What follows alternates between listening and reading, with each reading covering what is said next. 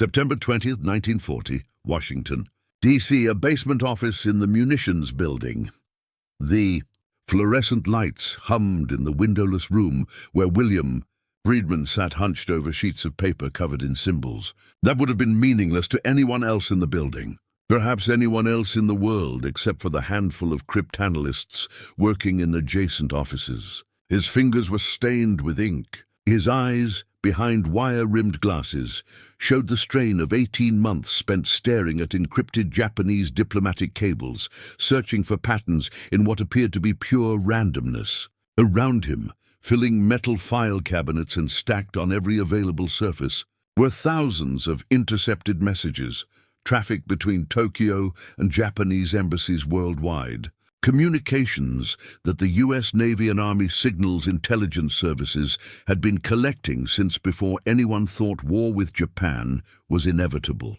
The messages were encrypted using a machine the Americans called Purple, a device they had never seen, whose internal workings they could only imagine, but whose output they intercepted every day. For 18 months, Friedman and his team had been attempting something that most cryptographic experts believed was impossible: to break a machine cipher without possessing the machine, to reconstruct the logical architecture of an encryption device based solely on the patterns in its encrypted output.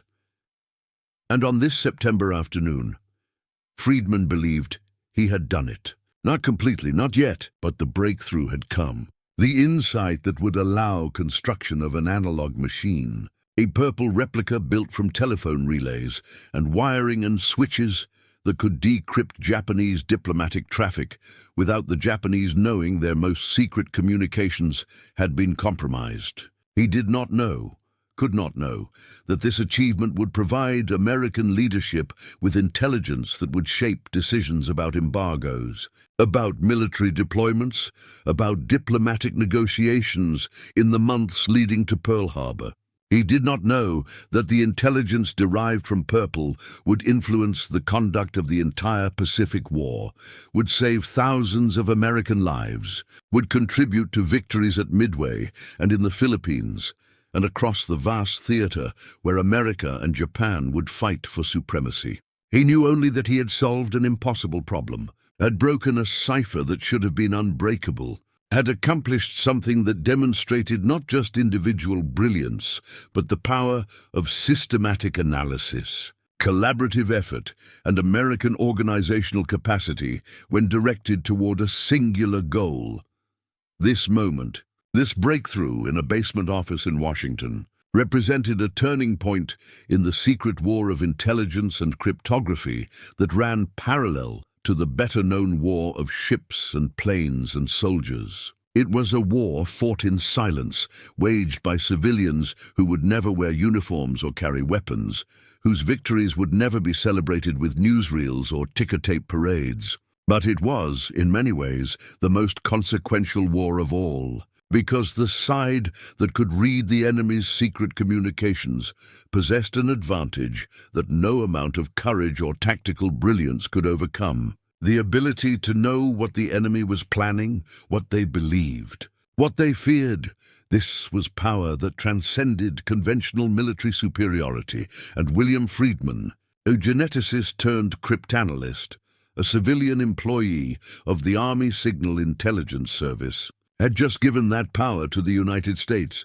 But to understand what this achievement meant, what it cost, and why it changed the war in ways that remained classified for decades after Japan's surrender, one must first understand the nature of cryptographic warfare in the 1930s and early 1940s, the specific challenge that Purple represented, and the extraordinary intellectual effort required to break a cipher that the Japanese believed was absolutely secure.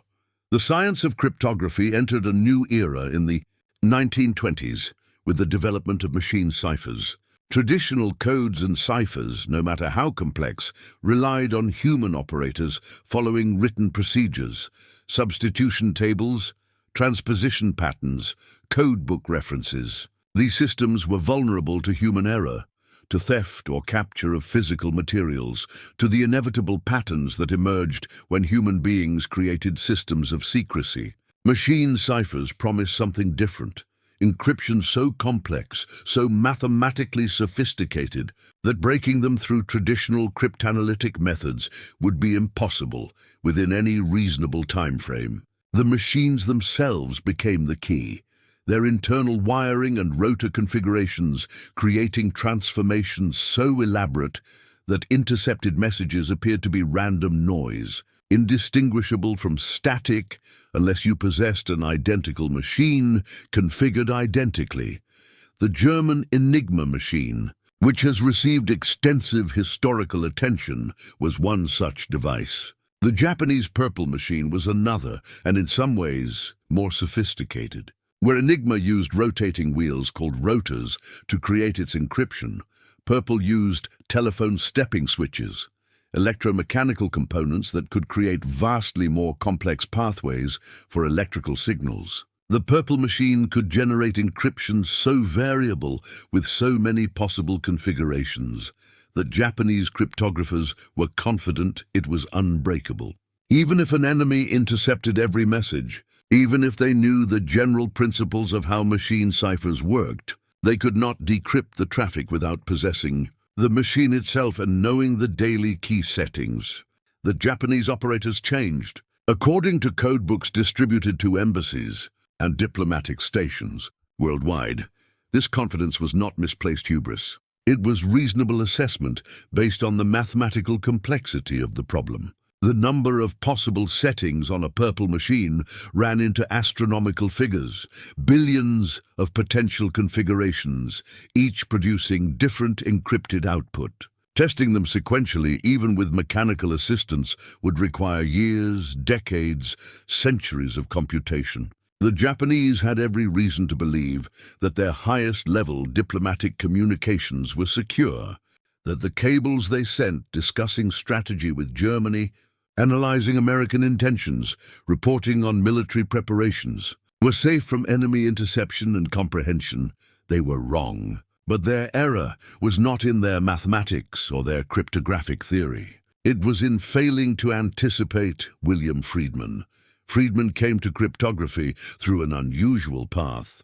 Born in Russia, raised in Pittsburgh, he had studied genetics at Cornell, intending to pursue agricultural research. But in 1915, he was hired by George Fabian, an eccentric millionaire who operated a private research laboratory in Illinois called Riverbank Laboratories. Fabian's interests ranged widely, including a project attempting to prove that Francis Bacon had written Shakespeare's plays using secret codes embedded in the texts. Friedman was hired to apply scientific methods to this analysis. The Shakespeare theory proved baseless, but Friedman discovered a talent and passion for cryptography that would define the rest of his life. He and his wife Elizabeth, whom he met at Riverbank, became pioneers in American cryptanalysis, developing systematic methods for breaking complex ciphers, methods that treated code breaking as a science rather than an art, as a problem amenable to mathematical analysis and statistical techniques rather than intuitive leaps. By 1921, Friedman was working for the U.S. Army, building the signals intelligence capability that would become the Army Signal Intelligence Service. Known by its initials SIS, he assembled a small team of brilliant analysts, mathematicians and linguists and puzzle solvers who shared his conviction that no cipher was truly unbreakable if approached with sufficient rigor and systematic methodology. They worked in obscurity, unknown to the public, barely known within the military establishment, operating on minimal budgets that required them to buy their own office supplies and work in cramped quarters with outdated equipment. When the Japanese introduced their new diplomatic cipher machine in 1939, the system Americans designated Purple, following the color-coding scheme used for Japanese cipher systems, Friedman and his team faced their greatest challenge. They had previously broken Red, the machine Purple replaced, through painstaking analysis and some fortunate intelligence acquisitions. But Purple was different, more complex, more sophisticated. Intercepted Purple messages showed no obvious patterns, no repeated phrases. No cribs or entry points that traditional cryptanalysis could exploit. The initial assessment, shared by most American and British cryptographers who examined purple traffic, was that it could not be broken without capturing a machine. The complexity was simply too great. The mathematical permutations were too numerous. The task was impossible. Friedman did not accept this assessment. He began with what he knew. Purple was a machine cipher, which meant it had to follow logical rules, had to perform transformations that were complex, but ultimately determinable. Machines, unlike humans, were perfectly consistent. They made no random choices, introduced no variations based on mood or fatigue. This consistency, paradoxically, was a vulnerability. If you intercepted enough purple traffic, if you analyzed it with sufficient rigor, patterns would eventually emerge. Not obvious patterns, not patterns that any casual examination would reveal, but subtle statistical regularities that indicated how the machine was transforming plain text into ciphertext. The work required to find these patterns was staggering. Friedman and his team, which eventually grew to about a dozen cryptanalysts, including Frank Rowlett, Abraham Sinkoff, Solomon Kullback, and several others whose names deserve to be better known, spent hundreds of hours examining intercepted messages, character by character, building frequency tables, looking for correlations, testing hypotheses about how the machine might be structured. They made assumptions based on known characteristics of other cipher machines. They exploited the fact that Japanese diplomatic messages followed certain formulaic patterns, standard openings and closings, repeated phrases about diplomatic protocol. These small windows of predictability gave them entry points, tiny cracks in the encryption that could be widened through mathematical analysis. The breakthrough came gradually, through accumulation of small insights rather than a single dramatic revelation. They determined that Purple used two separate encryption systems, a 6's system for 6 letters of the alphabet and a 20's system for the remaining 20 letters. This was strange, unexpected, but once recognized, it provided crucial information about the machine's architecture. They realized that the machine must be using stepping switches, not rotors like Enigma, because the patterns in the encrypted output matched behaviors that stepping switches would produce. They deduced the machine's logical structure, how signals flowed through its components, how the switches stepped through their positions, how the encryption changed as the machine operated.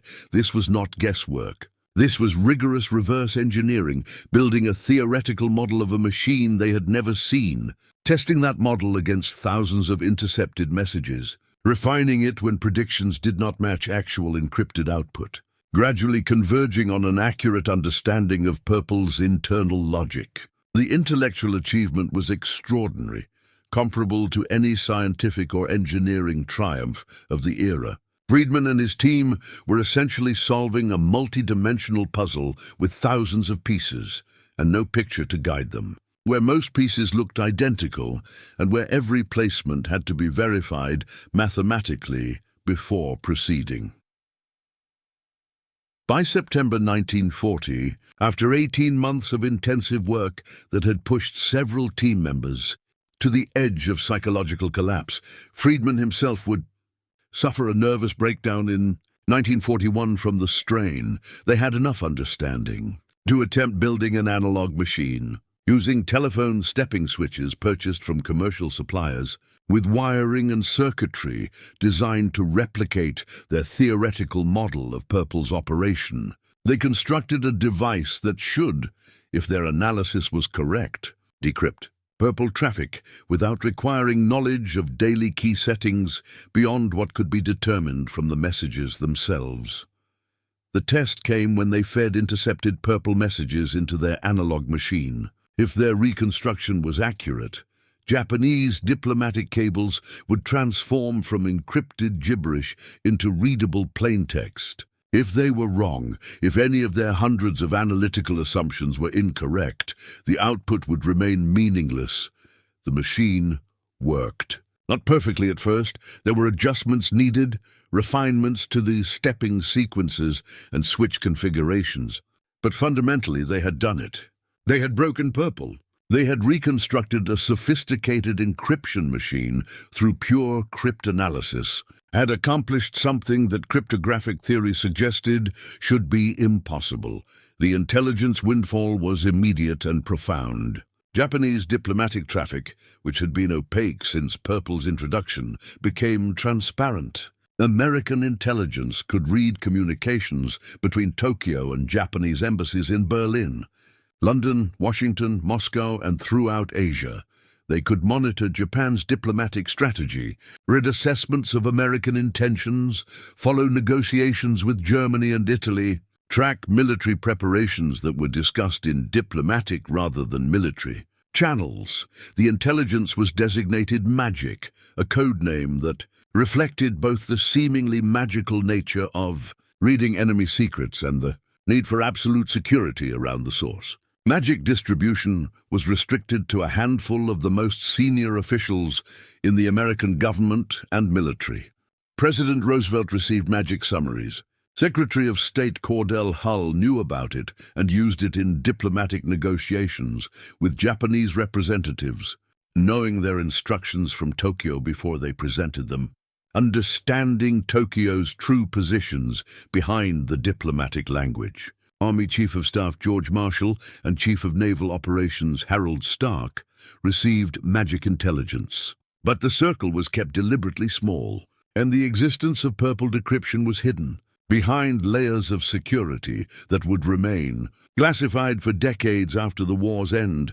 The symbolic object that represents this cryptographic triumph and the intelligence advantage it provided is not something tangible like food or weapons.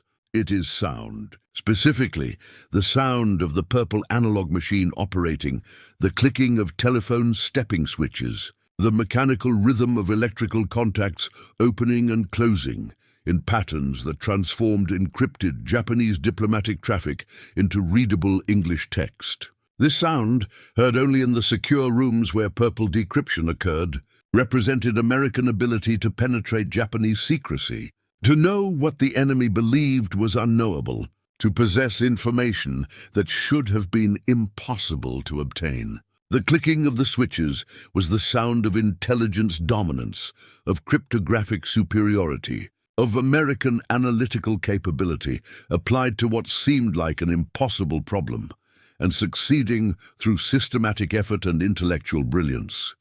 But the relationship between Purple decryption and the war's conduct was complex and sometimes tragic. The intelligence provided by Magic was extraordinary, but it was not omniscient. Purple was used for diplomatic traffic, not military operations. Japanese military codes were separate systems, many of which remained unbroken or only partially compromised throughout the war. This meant that Magic provided strategic insights, diplomatic intentions, political assessments, alliance negotiations, but not tactical military intelligence about ship movements, attack plans, or operational details.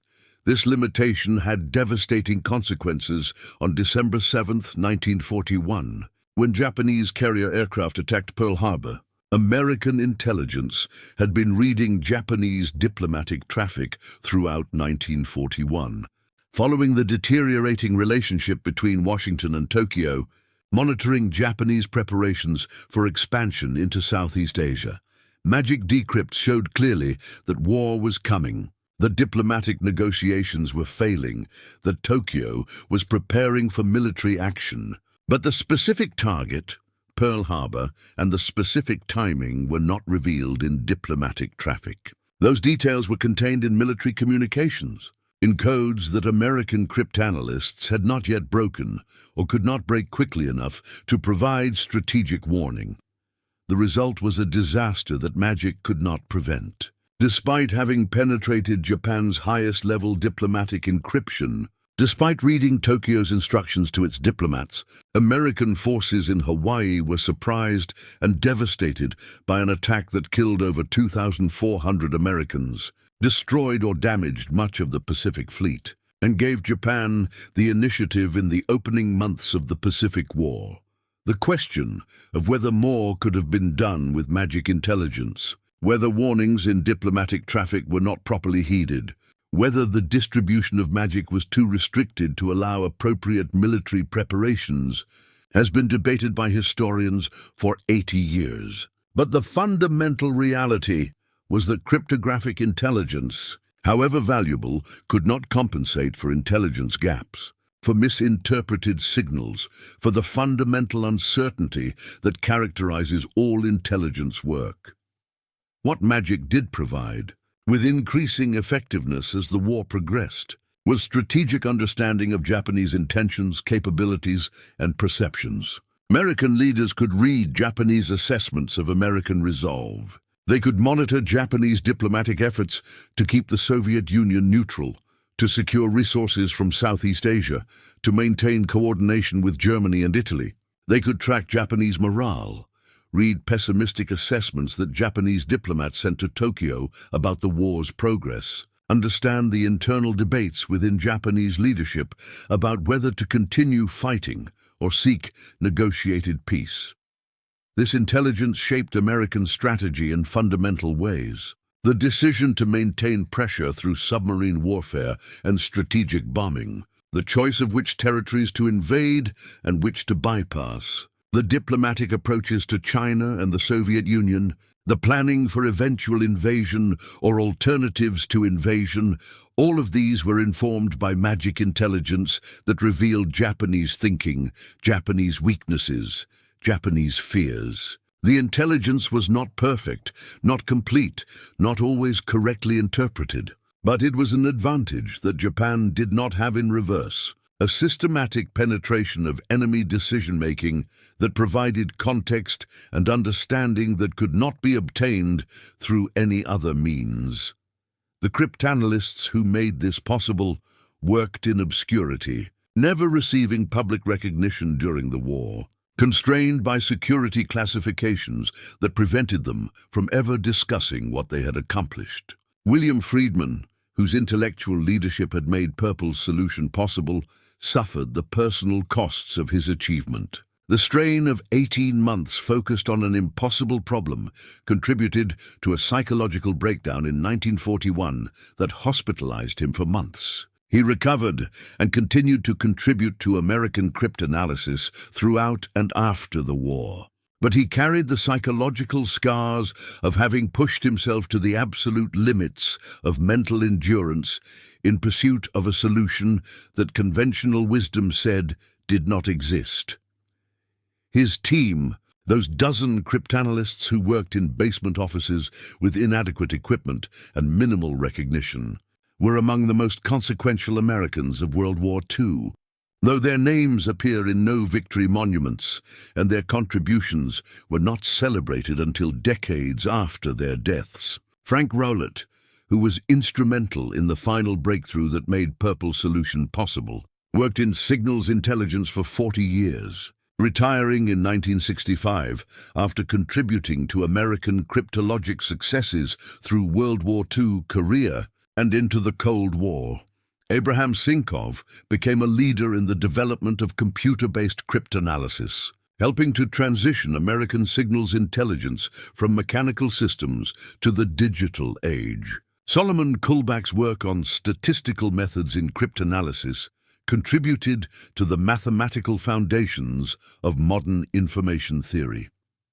These men, and the handful of women who joined the cryptanalytic effort as the war expanded and personnel needs grew, embodied a particular kind of American strength, intellectual power organized and directed toward practical problems, civilian expertise mobilized for military purposes, analytical rigor applied to challenges that seemed beyond human capability. They were not soldiers. They did not fight in conventional sense, but they waged war through mathematics and logic and systematic analysis, and their victories were as consequential as any won on battlefields.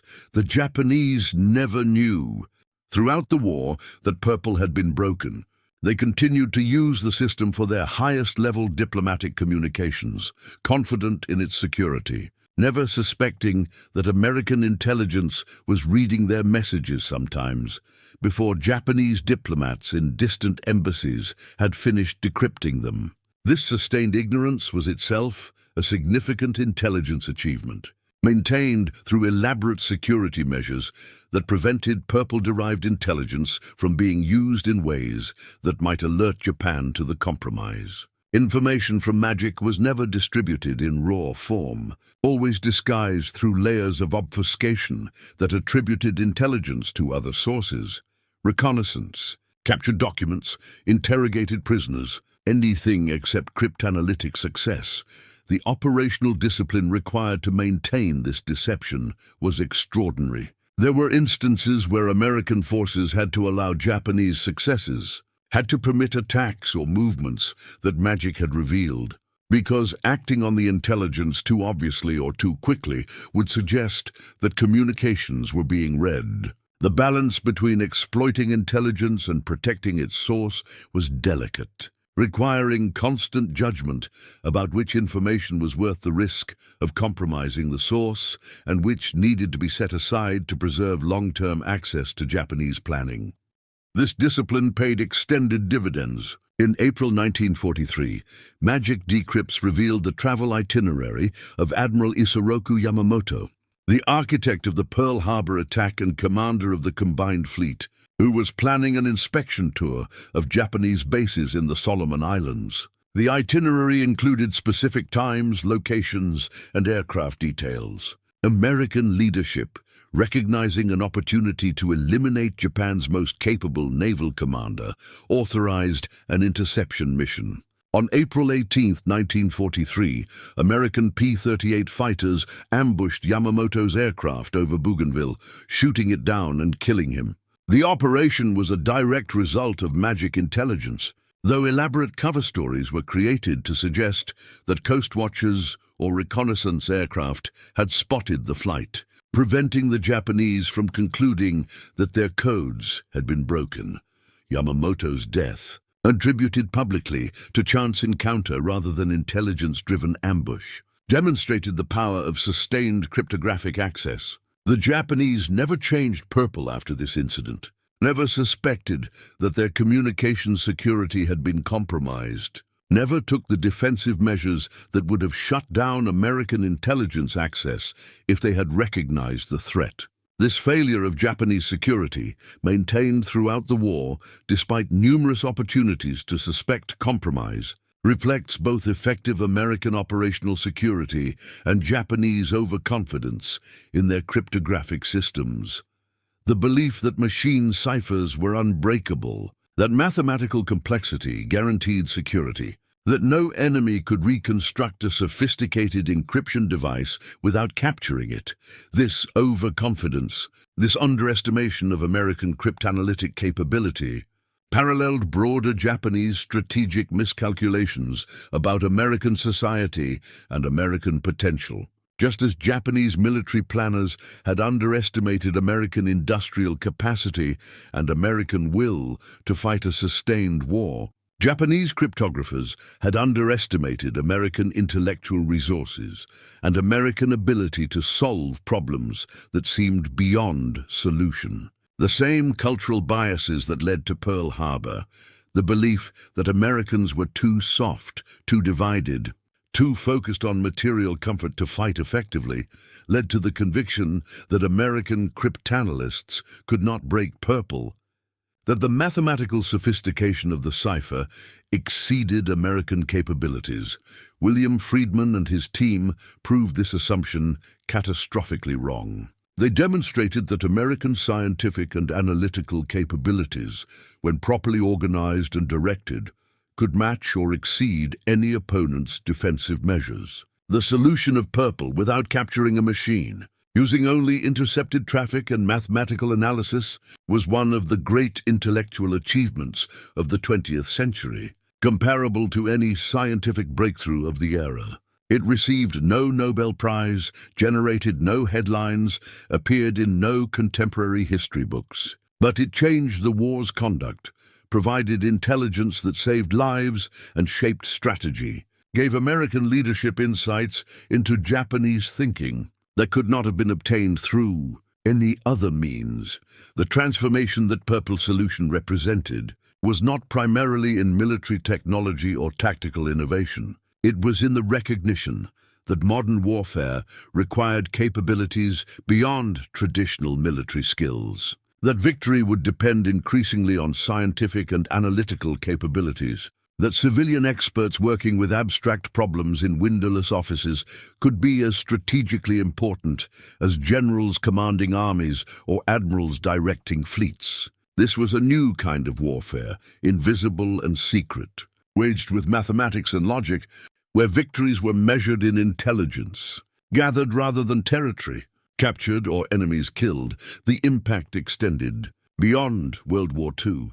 The cryptanalytic successes of Friedman and his colleagues established the foundation for what would become the National Security Agency, the vast signals intelligence apparatus that would become central to American intelligence capabilities throughout the Cold War and into the present. The methods they developed, the organizational structures they created, the training programs they established, all became institutional knowledge that shaped American cryptologic capabilities for generations. The solution of Purple demonstrated that investment in intellectual capabilities, in scientific analysis, in systematic problem-solving, produced strategic advantages that justified resources and attention, even though the work was invisible and the successes had to remain secret. For the individuals involved, the experience was transformative in ways both positive and devastating. They had accomplished something extraordinary, had solved a problem that should have been impossible, had contributed to victory in ways that saved countless American lives. But they could not speak of it, could not share their achievement, had to watch others receive credit and recognition while their own contributions remained classified and unknown. Friedman, who had broken his health in pursuit of Purple's solution, spent the rest of his life dealing with the psychological consequences of having pushed himself beyond sustainable limits. Some of his team members struggled with similar issues: depression, anxiety, the peculiar burden of knowing that you had done something historically significant that no one could acknowledge or celebrate. The recognition came eventually, decades after the war, when Purple and Magic were finally declassified and historians could begin to assess their importance. Friedman received belated honors, was recognized as one of the fathers of American cryptology, was celebrated in the specialized communities that understood what he had accomplished. But by then he was elderly, damaged by decades of classified work and secret achievements that could not be discussed. Representative of a generation of intelligence professionals who had made enormous contributions in complete obscurity.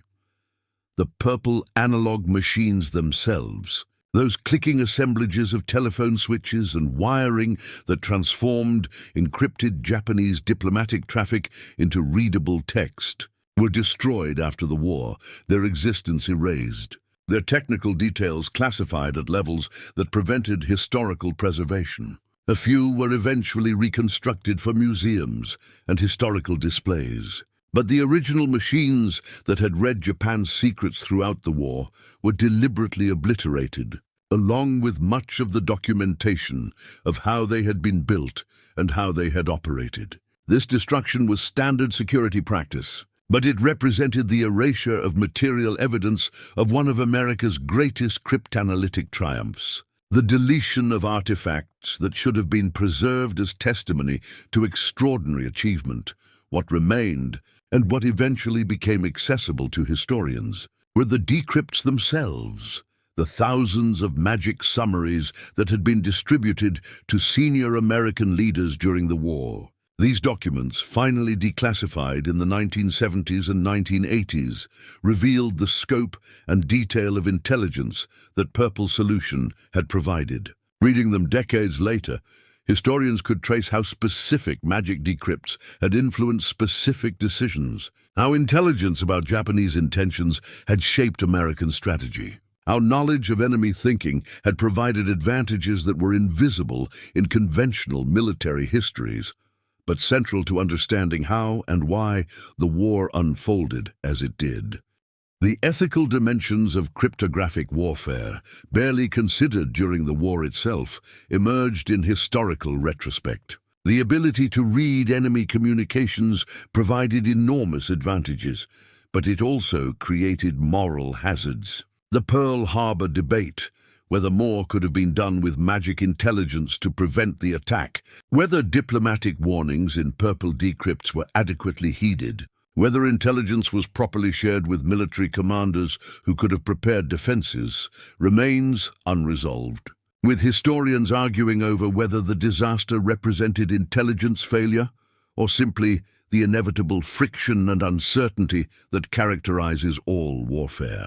The Yamamoto assassination, directly enabled by magic intelligence, raised questions about whether it was appropriate to target individual enemy commanders based on intelligence sources, whether doing so risked compromising those sources, whether the military advantage justified the intelligence risk. These questions, debated by historians long after the participants were dead, reflected the complexity of waging secret war through intelligence rather than conventional military force. The rules were unclear, the precedents were minimal. The decision-makers were working in real time, under pressure, without the luxury of hindsight or the benefit of decades of subsequent reflection. They did the best they could with the information available, making judgments that saved some lives and cost others, that produced some successes and some failures, that shaped the war's outcome in ways both visible and invisible, but the fundamental achievement remained. William Friedman and his team had broken Japan's most secure diplomatic cipher, had done so through intellectual effort and mathematical analysis, had given American leadership intelligence that influenced strategy and saved lives. The 18 months from Purple's introduction to its solution, and the subsequent 4 years of sustained intelligence exploitation, represented one of the decisive advantages that enabled American victory in the Pacific War. The clicking of the purple analog machine, that mechanical sound of telephone switches transforming encrypted gibberish into readable English text, became in retrospect the sound of intelligence dominance, the audible manifestation of American analytical power applied to Japanese cryptographic security and defeating it completely. That sound, heard only in the most secure rooms by the handful of people cleared to know about Purple's solution, was as consequential to the war's outcome as the roar of aircraft engines or the thunder of naval guns. It was the sound of secrets being revealed, of enemy communications being read, of Japanese diplomatic strategy being exposed to American scrutiny without the Japanese ever knowing they were transparent. This was power of a different kind than conventional military force, but power nonetheless. The power to know what the enemy believed was unknowable. The power to read communications that should have been secure. The power to understand enemy intentions and capabilities through their own assessments rather than through inference or speculation. This power, created by Friedman's intellectual breakthrough and sustained by the cryptanalysts who operated and continuously improved the purple analog machines, gave American leaders advantages that are difficult to quantify but impossible to dismiss.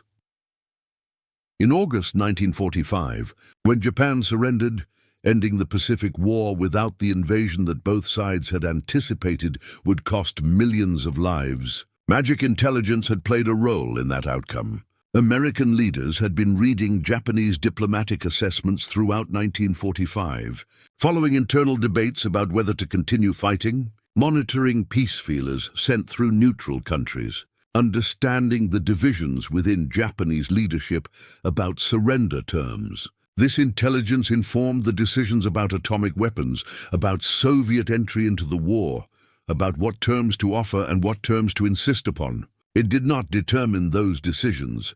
They were made based on many factors, of which intelligence was only one, but it provided context and understanding that shaped how American leadership approached the war's endgame.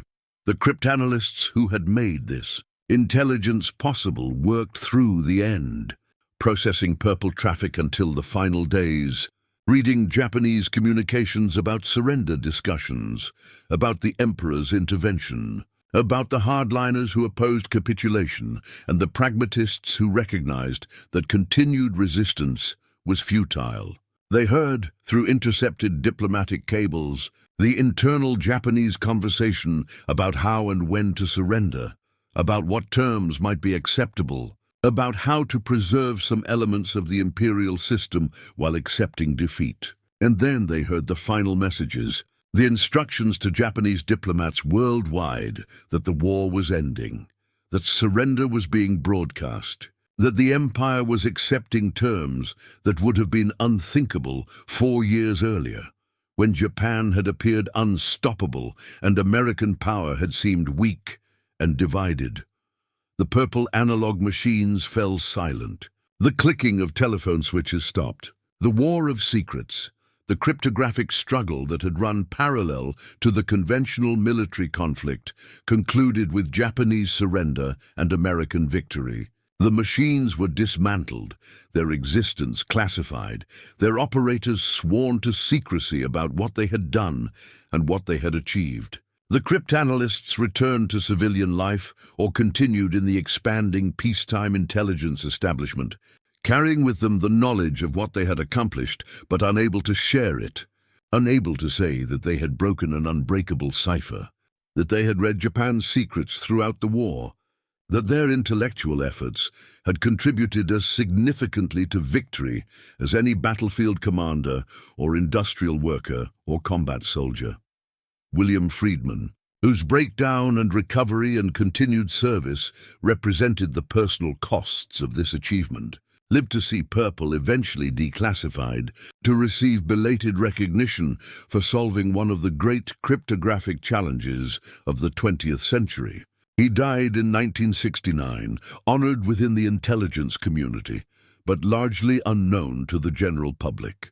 His greatest achievement still constrained by classification levels that prevented full historical accounting. His legacy endured in the institutions he helped create, in the methods he developed, in the recognition that cryptographic warfare was central to modern conflict and that American success required investment in analytical capabilities, in mathematical expertise, in the systematic application of scientific methods to intelligence problems. The larger truth that Purple Solution revealed was that modern warfare was fundamentally about information, about knowing what the enemy knows, understanding what they intend, predicting what they will do. Traditional military virtues, courage, discipline, tactical skill remained important, but they were increasingly subordinate to intelligence advantages, to the ability to read enemy communications and understand enemy thinking. The side that could break the other's codes, that could read secret communications, that could penetrate the fog of war through cryptanalytic success, possessed advantages that could be decisive regardless of conventional military balance. This transformation, from warfare as primarily physical combat to warfare as information struggle, accelerated throughout World War II and became dominant in subsequent conflicts. The recognition that civilian cryptanalysts working with abstract mathematics could be as strategically important as combat soldiers represented a fundamental shift in how society is organized for conflict, in what capabilities mattered, in where resources needed to be directed to achieve security and victory. Purple Solution was among the first and clearest demonstrations of this shift, proving that intellectual capabilities, properly organized and directed, could produce strategic advantages that conventional military thinking had not anticipated. The clicking of the purple analog machine, that sound of telephone switches decrypting Japanese diplomatic traffic, became a symbol, inaudible to history but resonant with meaning, of American analytical power, of civilian expertise applied to military problems, of systematic problem-solving defeating cryptographic security that should have been unbreakable. That sound represented the transformation of intelligence work from intuition and luck to science and system, from individual codebreakers solving puzzles to organized teams applying mathematical methods to complex problems, from peripheral support function to central strategic capability, and it represented, finally, the power of a single individual, William Friedman, geneticist turned cryptanalyst, civilian who never wore a uniform but who served his adopted country as effectively as any soldier, to change the course of history through intellectual effort, to solve a problem deemed impossible, to break a cipher that should have remained secure, and in doing so to give American leadership intelligence that influenced strategy, saved lives, and contributed to victory in the Pacific War.